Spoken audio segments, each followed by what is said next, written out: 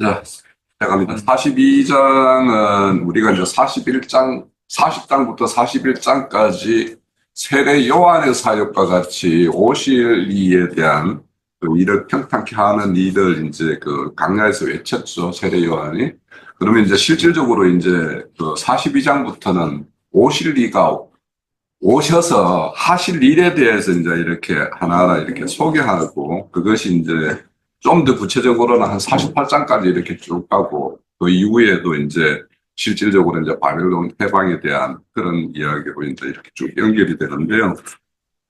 우선 그 오늘 내용 중에 또 앞서서 우리 박영재님이 여기 보면은 그 나의 종을 이렇게 보내겠다라고 약속했고 그 보내겠다고 약속한 나의 종이 오셨을 때의 모습을 지금 이제 42장 1절부터 시작을 하죠.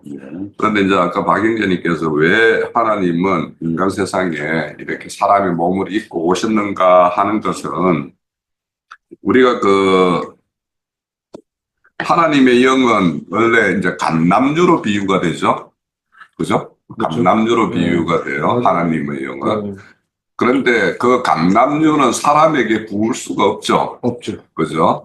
그러면 사람에게 부음이 되기 위해서는 감남유가 간유가 되어야 되죠. 간유가 돼. 그러면 간유에는 뭐 그 어깨, 창패 뭐 이런 것들을 그 나드향 뭐 이런 것들을 5가지인가 4가지인가를 이렇게 섞어서 만들죠. 네.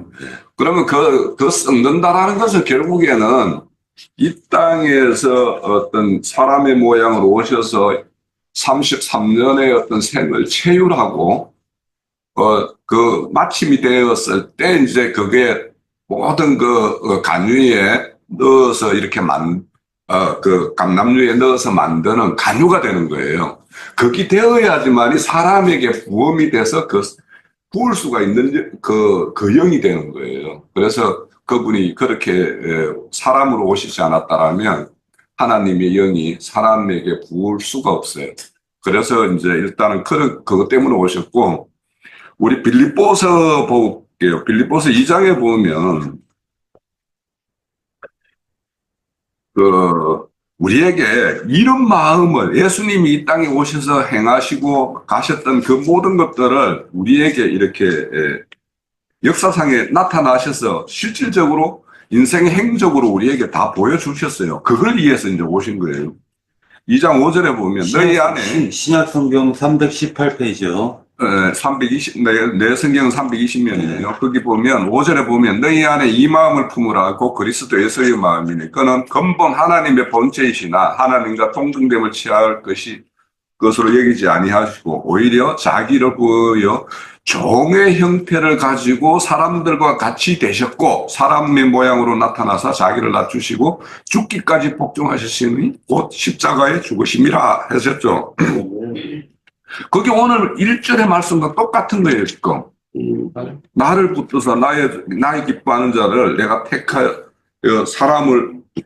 사람을 보라, 이렇게 했죠. 그 사람으로 보내신 이가 역사 공간에서 앞으로는 이제 뭐 이걸 이제 바벨론 해방으로 볼 때는 모레스 왕이라는 사람으로 이제 연결을 시킬 수가 있고, 실질적으로 바벨론 포로로 잡혀간 자를 해방시키기 위해서 이제 온전한 구속과 해방을 위해서는 예수님이 이 땅에 오실 그것에 이제 다 애표잖아요. 그죠? 그러니까 세상에서 출애굽시킨 것, 그리고 바벨론에서 포로 잡혔다가 또 해방시키는 것, 이런 것들이 다 예수님이 이 땅에 오셔서 우리를 세상에서 1차적으로 한번 불러내는 거고, 그리고는 이제 우리가 다 종교계 속에 이렇게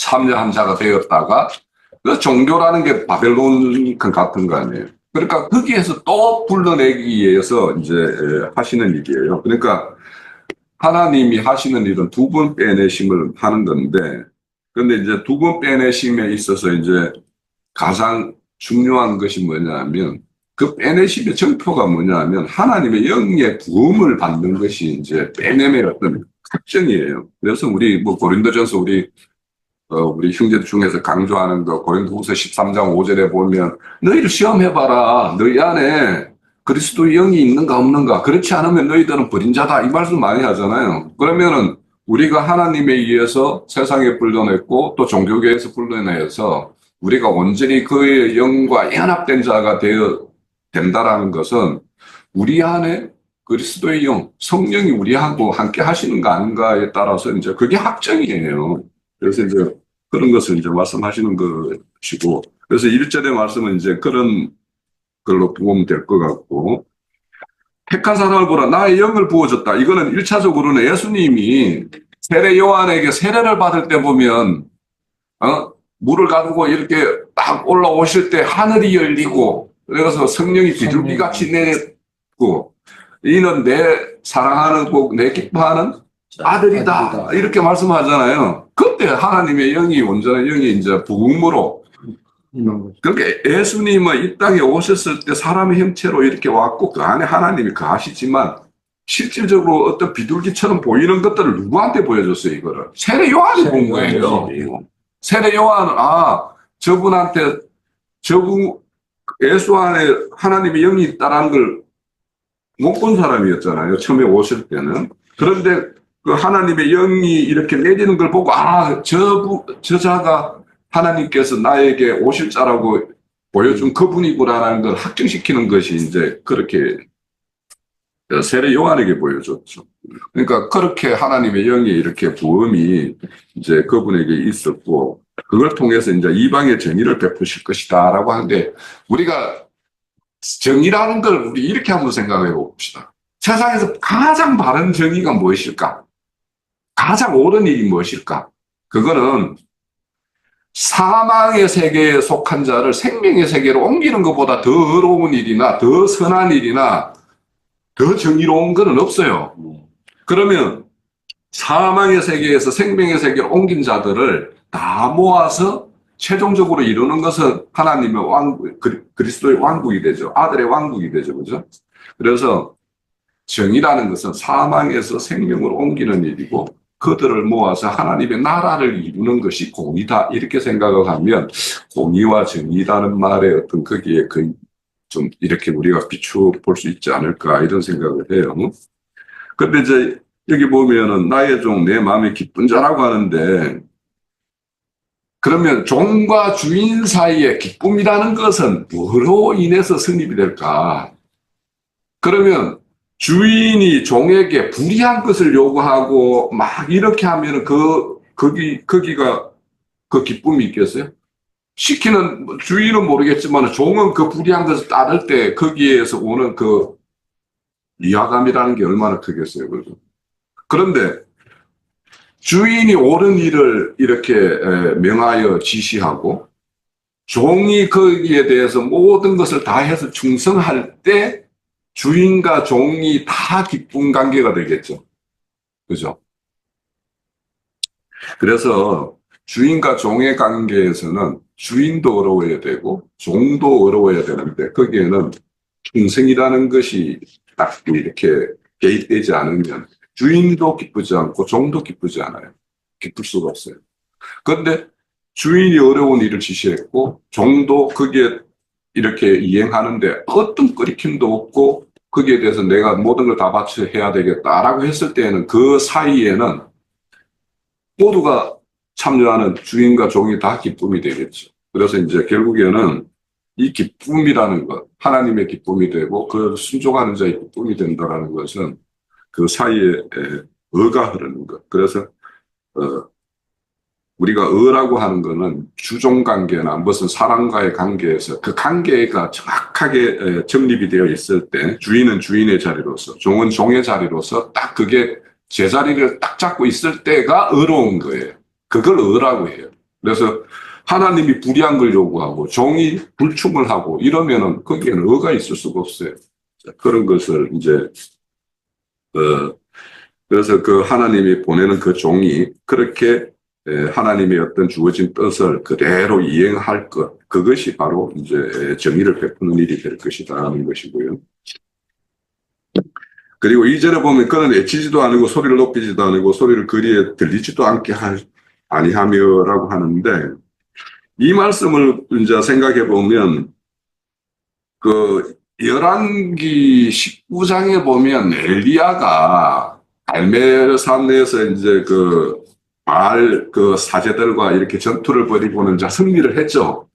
승리를 하고 난 다음에 갑자기 막 이세벨이 막 엘리야를 죽일 거야 하니까 이제 엘리야가 도망다니면서부터 막 모습이 나오죠. 그래서 이제 최종적으로 호렙산까지 이제 이르게 되는데 그 호렙산에 가가지고 이렇게 있으니까 막 강한 바람이 지나가고 뭐 지진이 일어나고 지진 가운데 막 불이 있고 이러면은 지금 그런 상황은 엘리야의 심정이죠. 지금 막 불안하고 막 이런 그런 것들을 불로 지진으로 강한 바람으로 이렇게 표현을 해요. 그런데 그때 보면은 그 말씀의 19장에 보면 그런 그 가운데 하나님이 계시지 않고 그것이 다 지나가고 난 다음에 이제 뭔가 평화가 임했을 때 세미한 소리로 하나님이 찾아오셔서 엘리야를 위로하고 격려하는 모습이 나와요. 그러니까 하나님은 하나님의 어떤 사람을 이렇게 진짜 찾아오는 거는 강한 사건은 사탄 마귀가 뭔가 작동되어 있죠. 그러니까 그런 것에 의해서 우리 마음이 막 분란이 일어나고 이랬을 때 이제 그런 것들은 하나님이 주는 마음은 아니잖아요. 그런 것을 조장하고 하는 것은 사탄 마귀의 어떤 바람에 의해서 조장되는데 그런 어떤 바람이 다 지나가고 나면은 하나님이 조용하게 왜 이런 일이 있었고 너에게 내 뜻은 이런 것인데 하고 세미한 음성을 준다고. 그러니까 우리가 환난 가운데 있을 때에는 그거에 막 함몰돼가지고 정신이 없다가 이제는 조금 이제 그런 것들이 있어가지고 이제 어쩔 수 없네. 모든 것이 이제 내가 해볼 수단을 다 해봤는데도 어쩔 수 없네 했을 때 하나님은 찾아오셔서 이제 음성을 들려주는 거예요. 근데 이제 여기에서 이제 예수님이 이 땅에 오셔서도 이제 이렇게 그 제자들을 가르칠 때 보면 우리 산상수훈 같은 거 하잖아요. 그거 뭐요? 갈매산에 호젓하게 제자들만 데리고 올라가서 가르치는 거 아니에요. 그리고 이제 또 뭐 마태복음 13장에 보면 비유로 말씀을 하시는데 그렇죠. 제자들만은 딱 데리고 가서 그 비유를 풀어서 이렇게 가르치죠. 그러니까 분명히 예루살렘 성전에 가서 예수님이 막 이렇게 강론하고 뭐 변론도 하고 이렇게 하는 것도 있지만 거기서는 거기고 그것을 세세하게 풀어서 이렇게 가르치는 거는 제자들을 조용한 데 가서 은밀한 데 가서 이렇게 가르치시는 거거든요. 그래서 우리가 그분의 참 가르침은 이렇게 담 넘어가지 않게 조용조용히. 그러니까 우리도 하나님의 어떤 음성을 듣고 하나님과의 어떤 깊은 교제는 내가 뭔가 막 발동돼가지고 내가 막 요동치고 할 때가 아니고 내가 조용히 진짜 이제 하나님과의 대면을 위해서 은밀한 어떤 골방에 들어갔을 때 그때 하나님을 만나서 하나님과 대면해서 이야기를 듣듯이 그때를 이제 하나님은 또 기다리는 거죠, 사실. 그 때를. 그래서 하나님은 항상 그 사건과 환경이, 그 어떤 대상이 가장 최적으로 하나님 말귀를 알아들을 수 있는 환경, 그런 시간, 때를 이렇게 기다렸다가 이렇게 말씀을 하시는 걸 우리가 알 수가 있고요. 그리고 여기 상한 갈 때 꺼져가는 등불은 그냥 이제 어떤 뭐 갈대라면 바람에 의해서 이렇게 휘청휘청 하죠. 그래서 그 바람이 어떤 자기 한계에 넘으면 이제 꺾일 수밖에 없는 것인데, 그리고 여기 꺼져가는 등불이라는 거는 뭔가 이제 심지가 다 탔든지 기름이 다 떨어졌든지 뭐 아니면 앞에 강한 바람이 이제 뭐 풀어치든지 하면 이제 꺼져가는 그런 것이 될 텐데, 그런데 여기에서 갈대라는 거는 우리가 뭐냐면 상한 갈대라는 거는 그 당시 하나님의 어떤 준엄한 어떤 표준이라는 것이 인간 세상에 오면 다 애곡이 되고 꺾여요. 그죠? 그래서 이 갈대라는 말이 갈대에서 항상 갈대하면 우리 뭐냐면 청량자로 이렇게 성장을 하죠. 성경에서는. 그러면 하나님의 어떤 청량잣대가 세상에 오면 사람에 의해서 이렇게 애곡되고 변질돼요. 그렇지만은 그 신랄같이 붙어 있는 그 어떤 진리의 어떤 그 끈을 잡고 있는 사람들. 그러니까 우리가 하나님 앞으로 불러왔으면 완전히 하나님하고 끊어진 것이 아니라 그 사람의 어떤 행위나 모든 것이 하나님과 상당히 많이 빗나가는 부분이 있다 하더라도 그 사에게 조그만한 어떤 연줄이라도 남아있으면 그 연줄, 그걸 자꾸 하나님은 일을 하시는 분이거든요. 그러니까 우리가 지금도 하나님의 내침을 받지 않는 것은 우리가 하는 짓들을 보면 하나님이 볼 때, 평가할 때 바르게 평가할 만한 게 몇 개 있고 하나님이 참 불의하다 판단할 게 몇 개 있는가를 생각해 보면 우리가 바른 것이 많을까, 불의한 것이 많을까. 우리 각자도 믿는다고 하지만 그렇지만 우리가 하나님이 그렇게 내치지 않는 것은 그래도 네가 하나님에 대해서 마음을 조금이라도 두고 있고 붙들고자 하는 그것이 있으니까 그 부분을 우리는 하나님은 그걸 자꾸 일을 하신다라는 거예요. 그래서 상한 갈등을 끊지 않으시는 거고 꺼져가는 덕불도 아직은 꺼지지 않았으니까 그 불꽃을 다시 이렇게 살리기 위해서 하나님은 이제 일을 하시는데 결국에는 그 살리는 것은 결국엔 하나님의 영이 부은 것으로 인해서 이제 살아나겠죠. 그는 세하지도 아니하시고 세상의 정의를 세우기 위하여 성들의 교훈을 앙망하리라. 그러니까 그분은 이 땅에 오셔서 그러니까 우리가 저 이사야서 53장에 보면은 오시는 그분이 어떤 모양인가를 이렇게 말씀을 하시잖아요. 그러니까 그분만큼 약한 것 같은 분이 없는 거예요. 주님처럼. 주님이 강한 자로 오신 게 아니잖아요. 그렇게 약한 자로 오셨지만 그렇지만은 끊기지 않으셨다는 말이죠. 그분이. 그러면 이제 그런 어떤 아까 빌립보서 2장에서 이렇게 그분이 우리에게 오신 이유는 우리에게 본이 되기 위해서 그분이 그리스도 하나님이 새 창조 일을 하셔서 이루어가는 사람들의 어떤 그 행보가 어떠한가를 주님의 본을 보여주신 거죠. 그런데 그분이 이제 그렇게 약한 모양으로 오셨지만 끊기지 않으시고 그래서 그들의 어떤 주님의 어떤 모습을 보면서 이 섬들이 그 교훈을 이제 이렇게 앙망하게 될 것이라는 거예요.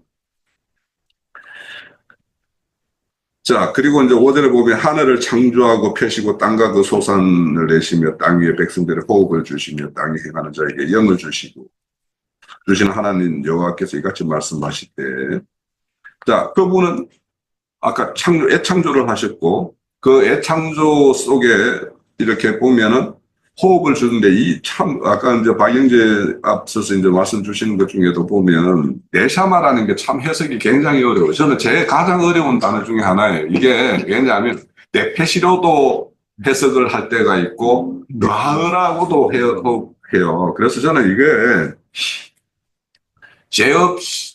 최초의 사람을 지었을 때 죄 없는 상태일 때 하나님의 영을 그대로 이렇게 말씀을 받을 수 있는 그러기 어떤 상태, 이 상태를 네샤마라고 이렇게 생각을 하면 어떨까? 그게 그러니까 하나님의 어떤 말씀을 이렇게 순전하게 이렇게 담을 수 있는 그러기의 상태일 때를 네샤마라고 이렇게 그러니까 거기에는 영과 혼 어떤 모든 어떤 그 내면 그 속사람 있죠. 속사람의 어떤 그런 어떤 기본 틀 이거를 네샤마라고 보면 다 이렇게 옛날부터 생각을 해봤어요. 그런데도 이 네샤마라는 의미를 참 이해하기는 쉽지는 않아요.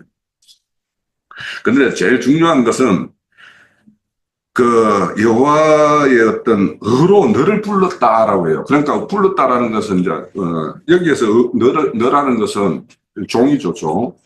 사람으로 보냄을 받은 종의 어떤 모습으로 그분을 말하는데 그를 왜 이렇게 불렀을까? 그리고 뭐로 불렀을까? 그래서 우리가 일반적으로 볼 때는 그 부름을 받았을 때 이방인들은 부름을 받았다라고 말을 하지만 선민 유대인들은 날 때부터 그냥 선민인 거예요. 그죠? 그러니까 날 때부터 선민인 어떤 그들과 하나님의 어떤 의에 의해서 부름을 받은 자들, 이 모양이 이제 전혀 이제 다른 거예요. 그래서 이제 이 관계를 저는 이제 어떻게 생각하냐 하면 새 언약, 옛 언약이 있고 새 언약이 있단 말이에요. 그러면 여기에서 의로 불렀다라고 하는 거는 새 언약을 세우기 위해서. 그래서 새 언약의 어떤 또 그것을 이루기 위해서. 그래서 예수님이 이 땅에 오심으로 인해 가지고 새 언약이 이제 시작되었고 그분이 영에 의해서 이제 새 언약이 다 성취되는 거 아니에요. 그래서 이제 하나님이 의로 불렀다라고 하는 것은 하나님과의 관계, 그러니까 의라는 건 하나님과의 어떤 관계의 어떤 발음이라고 이렇게 정의를 한다라면 옛 언약으로서는 온전케 바르게 할 수 없으니까. 왜냐하면 그 율법이라는 것으로 그걸 온전히 이렇게 지켜서 바르게 할 수는 없는 거니까 믿음의 법으로 온전케 할 수 있는 그걸 위해서 이렇게 의로 이렇게 부르셨다라는 걸 그렇게 이렇게 표현을 하고 있는 것도 보이고, 그리고 내가 내 손을 잡아 너를 보호하고 백성의 언약과 빛이 되게 한다라고 이렇게 말씀해요. 이 언약과 빛이라는 것은 여기에 당연히 이제 언약이라면 새 언약의 어떤 것일 거고, 빛이라고 한다라는 것은 우리 아까 요한복음에 예시로 했듯이 빛이라는 것은 이제 생명을 이제 표현을 해요. 그리고 이제 또 진리를 표현하기도 하고. 그런데 이제 그 어떤 생명이 없고 진리가 없는 것을 뒤에 보면 눈이 멀었다, 또 갇혀 있다, 흑암에 있다 이렇게 표현을 하는 거예요. 다. 그러니까 이 아까 흑암이라는 것은 흑암은 항상 사망하고 연결을 시켜요. 사망과 흑암을 이제 각계 이제 이렇게 연결을 시키고, 여기 갇힌 자가 이렇게 감옥에 이렇게 갇힌 걸로 이렇게 표현하는데, 이 감옥이라는 단어를 이렇게 그 히브리를 찾아보면 희한하게 대장장이라는 뜻이 여기 딱 들어있어요. 네. 그러면 왜 여기 감옥에 대장장이하고 감옥하고 연결을 할까? 대장장이는 뭔가를 만드는 사람이잖아요. 뭔가를 연단을 하는 사람이잖아요. 그러면 대장장이에 의해서 뭐냐면 만들어지는 것은 자기가 나 이거 만들어줘 하는 게 아니고 대장장이가 조각하는 대로 만들어져요. 칼을 만들면 칼이 되는 거고, 뭐 호미가 되면 호미를 만들고자 하면 호미가 되는 거고. 그러니까 대장장이의 손에 의해서 결정이 되어 있어요. 그러면 이 대장장이가 하나님의 어떤 손길로 하나님에 의해서 세워진 대장장이라면 이게 갇혔다는 말을 안 하겠죠. 그죠? 그런데 하나님의 어떤 사람에 의해서 아닌 거짓된 거에 의해서 조각되어 뭔가 만들어지고 있는 그런 어떤 걸 대장쟁이에다가 이렇게 붙여서 이렇게 말씀하고 있는 것 같아요. 그러면 이 갇힌 자라는 것은 거짓 대장장이에게 붙들려 있는 자를 이제 참 하나님의 어떤 사자가 이렇게 하나님의 영에 의해서 이렇게 만들고 대장간을 이렇게 경영할 자, 그런 자들에게 다시 이렇게 옮기는 것들, 이런 것들이 이제 결국에는 여기에서 나오게 한다라고 했으니까 거짓된 제장장이에게서 나오게 해서 하나님의 온전한 종에 의해서 이렇게 경영되는 대장장이 그에게 이제 붙여질 거, 이런 것들을 이제 말을 한 것 같아요. 그러니까 결국에는 눈이 멀고 이런 거짓된 것에 의해서 조각이 만들어지고 있고 형상이 만들어지고 있고, 그렇게 되면 결국에는 그거는 흑암에 떨어질 수밖에 없는 거 아니에요. 그래서 이제 눈 멀고 감옥에 갇혀 있고 흑암의 감방에 있는 사람들은, 근데 이거 누가복음 4장 한번 찾아봅시다.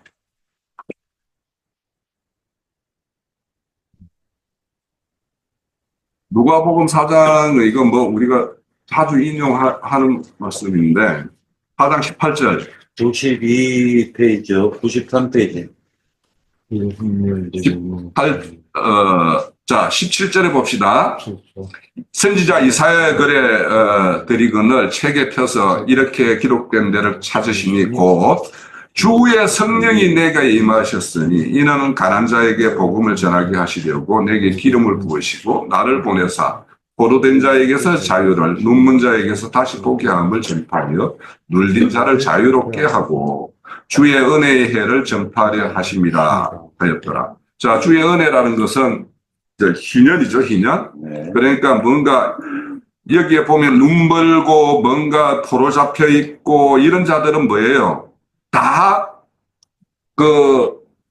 노예로 팔려가 있는 신분과 같죠, 지금. 그러니까 지금 바벨론에 포로로 잡혀가 있는 그 똑같은 상황이에요. 그러니까 이런 자에게 하나님의 영을 부어서 하시는 일은 뭐냐 하면 이런 자를 풀어내는 일이에요. 그러니까 우리가 이런 포로 잡힌 자에게 상태여서 하나님의 영을 부음으로 인해서 우리가 풀린 자가 되었고, 그 풀린 자들은 내 안에 있는 그 영이 우리에게 요구하는 일은 이런 거에 잡혀 있는 자를 풀어내는 일에 이렇게 하라고 하는 거예요. 이 말씀은 이사야서 61장에 있는 말씀을 그대로 인용한 거예요. 누가복음은. 금방 우리가 이제 읽었던 42장의 말씀도 이렇게 하나님의 그 영을 부음받은 사람을 이렇게 보내는 이유도 이런 흑암에 있는 자를 이렇게 불러내게 하기 위한 것이었고, 이 일을 61장, 이사야서 61장에도 가면 그대로 언급하고 있어요. 61장 1절에서 2절에 보면. 그래서 우리가 하나님의 영을, 그래서 이렇게 하나님은 말씀으로 창조하시고 말씀으로 가꾸시는 분이죠. 우리의 어떤 그 속사람을 이렇게 조성하시는 분이에요. 그러니까 여기에 보면 가치자라는 거는 하나님은 진리대로 이렇게 대장간을 이렇게 경영해서 이렇게 하나님의 형상과 모양으로 이렇게 조성하시는 분이라면, 우리가 앞서서 이렇게 본 5절에서 본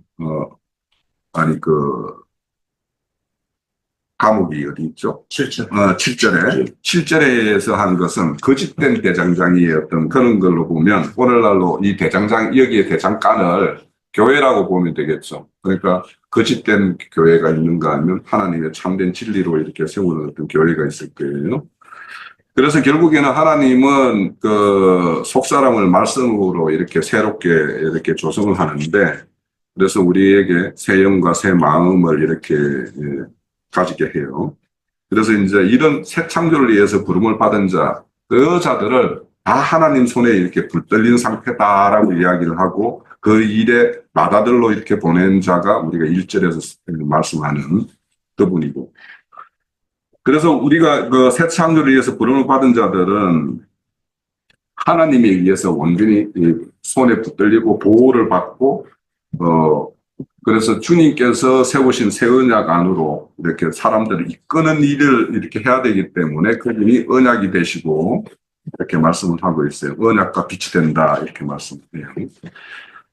그러니까 그 빛이라는 것은 우리가 이제 앞서서도 그 흑암에 있으면 사망의 세계고, 빛의 세계로 나온 자들은 생명의 세계로 나온 자죠. 그래서 우리에게 이제 그 에베소서에 보면 빛의 자녀로 행하라. 그러니까 빛의 자녀가 행할 것은 뭐냐? 어둠을 밝히는 일이에요. 그러면 어둠을 밝히기 위해서는 그들이 흑암에 있다라는, 어둠에 있다라는 것을 낱낱이 일러주는 거죠. 일러줘야죠. 너 이것이 흑암이야. 이것이 흑암이야. 뭐 이렇게 종교계에서 열심히 하고 있는 거, 그것이 흑암 속에 너 앉아 있는 거야라고 그리고 앞서서 이제 뭐 우리 현지자매들 말씀했듯이 뭔가 율법을 행위로서 막 이렇게 행함으로 인해서 뭔가 하나님의 어떤 의를 이렇게 이루려고 하는 거, 이런 것들이 다 흑암이다라고 일러주는 거예요. 그래서 하나하나 이렇게 일러줘서 그들이 그렇게 수긍이 되면 그 사람들이 빛으로 오는 거죠. 그래서 너희들은 빛의 자녀로 어둠을 책망하라고 했어요. 그럼 책망이라는 것은 그렇게 낱낱이 뭐가 어둠이고 뭐가 빛인가를 이렇게 낱낱이 일러주는 것이 책망이에요. 성경에서 막 하니까 책망하라 하면 막 뭔가 꾸지람하는 게 아니에요. 이거는 뭐는 빛이 무엇이고 어둠이 무엇인가를 잘 낱낱이 일러주는 것이 책망하는 일이에요. 그래서 우리가 이제 이렇게 풀려났고, 우리 스스로가 이렇게 갇힌 자에서, 눈먼 자에서, 이렇게 감옥에서, 감방에서 이렇게 풀린 자여야 되고, 그 풀린 자, 자유한 자들은 내가 내 안에 있는 빛 가지고, 그러면 그 빛이 선명하고 밝으면은 어둠을 더 잘 이렇게 드러내겠죠. 뭐 희미하면은 그게 빛인가 민가, 상대가 긴가민가 하겠지만, 우리가 가진 빛이 선명하면은 이제 쉽게 그들에게 이제 빛이 무엇이다라고 이렇게 말씀해 줄 수 있을 것 같아요. 자, 8절 볼게요. 나는 여호와니 내 이름이라. 이는 내 이름이라. 여호와가 내 이름이라고 그래요. 여호와라는 뜻은 스스로 있는 자라는 뜻이 있는데, 또 이거를 해석을 할 때 뭐냐면 있게 하는 자라는 뜻이 있어요. 스스로 있는 자이기도 하지만 있게 하시는 자, 이런 뜻도 있어요. 그러면 그가 이제 지금 대창조로 이렇게 있게 했고 새 창조로 앞으로 있게 하실 분이죠. 그래서 그는 내 영광을, 그래서 하나님의 어떤 이름이라는 것은, 우리가 자생 이름이라는 것은 전인격이라고 우리가 이제 이렇게 뭐 쉽게 이야기하는데, 사실은 우리가 누구의 어떤 이름을 생각하고 있어요. 아주 잘하는 사람. 어떤 사람 인물을 생각을 하면 그 사람을 내가 잘 알아요. 그러면 그 사람을 딱 이름을 떠올리면 그 사람이 지금까지 살아온 인생 행적이 딱 연상이 돼요. 파노라마처럼 쫙 펼쳐져요. 그 사람의 능력이 어떠한가도 알아요. 그러니까 이 사람은 이런 면에서는 굉장히 뛰어난 재능을 가지고 있는 친구지. 뭔가 그렇지 이렇고. 그래서 그 사람의 어떤 능력과 그 사람의 어떤 그 성품과 그 사람이 지금까지 살아온 행적들이 다 그 이름 속에 녹아 있는 거예요. 그러니까 우리가 인생의 발자취라는 것은 하나님이 어떤 이름을 새겨준다, 뭐 새 이름을 준다 할 때 그 이름 속에는 우리의 어떤 인생의 발자취가 다 그 이름 속에는 녹아져 있는 거예요. 그래서 우리가 신앙한다라고 하면서 어떤 지식체계 안에만 머무를 것이 아니라 이것이 나의 생명이 돼서 내 인생을 바꾸는 어떤 능력이 없으면 그 말씀이라는 게 무슨 능력이에요? 그 말씀이 내 인생을 바꾸지 못하는 능력을 가지고 있는 말씀이라면 그거 죽은 말씀이지. 그러니까 말씀이 나의 어떤 인생을 어떻게 어떤 길로 이렇게 인도하고 작동시키고 있는가 이런 것들을 생각을 해야지만이 여호와의 이름을 찬송하게 되는 거예요. 그러니까 여기 찬송이라는 건 뭐예요? 우리 히브리서 13장 15절에 보면 찬송의 제사를 드리자 이렇게 이야기하면서 그 이름을 정언하는 입술의 열매다 이렇게 말을 해요. 그러면 그 이름을 정언하려면 예수님이 어떠했었고 그러니까 우리가 예수님의 이름을 정언하려면 그분은 구약에서는 어떻게 예언됐고 그것이 어떻게 실현되었고 그분이 33년을 어떻게 사셨고 오신 목적은 뭐고 그리고 나서 그분이 사람의 형체를 다 벗고 난 다음에는 그 영으로 오셔서 무슨 일을 하고자 하시는 건가 이런 것들에 대해서 우리가 뭔가를 다 일목요연하게 우리 안에 정립이 되어 있지 않으면 그 이름을 어떻게 정언을 해요? 그냥 예수 그리스도 뭐 예수 믿고 천당 지옥 이하면 이게 정언이냐 말이에요. 그래서 우리가 그 찬송을 하려면 예수님의 어떤 그런 모든 그 이름 속에 있는 그 의미 이런 것들을 다 이렇게 압축해서 이렇게 알았을 때 진짜 그 정언을 할 수 있고 그 정언이 찬송이라고 그래요. 자, 그리고 여기에 보면은 예전의 일은 이미 이루어졌다. 그러니까 하나님은 선지자를 매 시대마다 보냈죠. 그 시대마다 경고하셨고 앞으로 되어질 일을 예언했어요. 그런데 그 일이 하나도 성취되지 않은 것이 없죠. 다 성취됐죠. 그것이 찬송을 하는 그래서 우리가 그거를 믿음으로 따를 수 있는 이유예요. 그분이 뭔가 약속을 하고 예언했는데 그것이 성취됨이 없다라면은 우리가 그를 우리의 생명의 주로 이렇게 모실 이유가 뭐 있어? 우리는 그런 것들을 이제